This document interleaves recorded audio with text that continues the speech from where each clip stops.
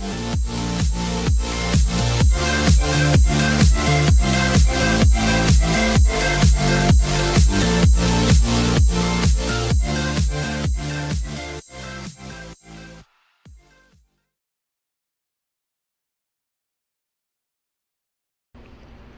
is going on, guys? Ride or Drive back with another one. Today we're going to swap out this handlebar parts and the handlebars for some chrome handlebars that I just got today. So we're gonna tackle that right now. Looks like it should be pretty easy. There's 2 screws here that you have to take off, 1, 2, and then you just slide everything off. It should be easy. I'm gonna take off this Road Thunder. I really don't like this speaker. I kind of want to take it off. I might end up doing everything. So we're going to get this done. And I don't have a way of holding the camera, but I'm going to walk you through everything and how to get it done. Stand by. Alright guys, so I got the parts laid out. This is what the kit comes with that I bought. It has the 2 pieces for the handlebar and then the actual handlebar part. This handlebar part is equivalent to the stock one, so it's not going to change anything, but it's going to look better. And then the kit comes with all the hardware. So all the hardware is right here. Some of the hardware I'm not going to use, specifically these little clips. We'll see how they work out. But I'm going to start getting ready to get this done. Hopefully we can complete it in due time. It's hot as hell in Arizona, but we'll manage. One of the important things about this job, since you're going to move all this stuff, you're going to have it hanging down. So you want to have some kind of protection so you don't scratch up the bike. That's why I put this beach towel here. So I'm going to start taking off all these screws and I'll check back with you. Alright guys, so now that I remove these 2 things, they're only held by 2 screws. As I'm pointing here, one down here, and you can remove that. So now that I got that piece off, which is like this piece comes together and that's what holds in the handlebars. Now you can just remove it and it comes off. And this is where the towel comes in handy, as you can see. So I'm going to continue taking the other side off, remove this hardware, and that's basically it. I'll check back. Alright guys, now on this one, because it's an aftermarket, I believe this is from Sling Mods, they had different size screws. They had two that were different size from the other 2, and this one takes 4 screws. So when I put this back together, I got to make sure I don't mix this up. So I'm going to set this aside. I'll go ahead and continue so that basically everything is off from the handlebars. Drop that there. Like I said, the towel comes in handy. Now I'm going to remove this piece and that'll be pretty much it. Alright guys, so once the handlebars come out, you're going to have those screws to remove these bigger clips. Now these clips are much better than the ones that come in the package.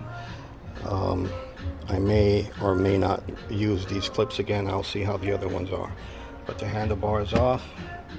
And that's what you're left with here. I got my cables that I did something with the stereo coming through here. So we are all set. I'm going to start putting on the other hardware for the new. So like I said, the new handlebars are pretty much the same as the black ones. It's just going to be the chrome finish. It's no difference in the reach or angle. It's going to be the same exact thing. Let me get the rest of the hardware on and we'll continue. Alright guys, so here's the finished product. I didn't put the clips in yet. I'm not sure if I'm going to put them because they're really small and these cables are kind of thick. So I should have actually put them on before I even put the handlebars in. But they look good. I'm going to take off the towel once I put the clips in. Everything is complete. This went back the way it was supposed to for my quad lock. And handlebars are nice and tight. They don't move at all. So we're good. This is loose, I don't know why, but that doesn't have anything to do with the handlebar install. It's always been like that. But there's the chrome handlebars. I'm going to remove the towel, get everything all situated, put the speaker back on, and I'll show you how it looks. Alright guys, so the install is complete.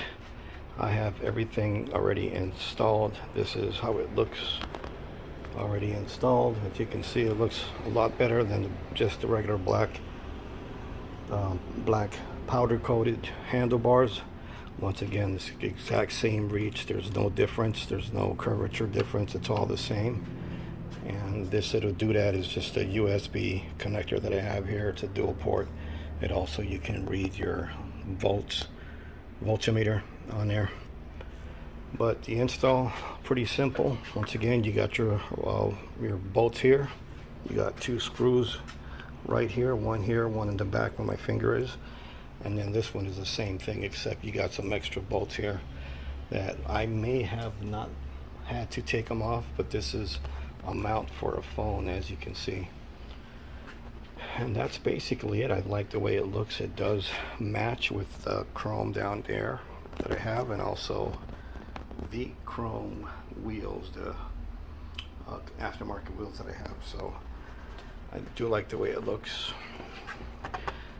That speaker was the most difficult thing to put back to align and everything, but the handlebars install was pretty easy. What I like about it also, it has black. This is black. This is silver, then black, and then your cover. Actually, this is all black, and this part is all silver. So looks really good, I think, in my opinion.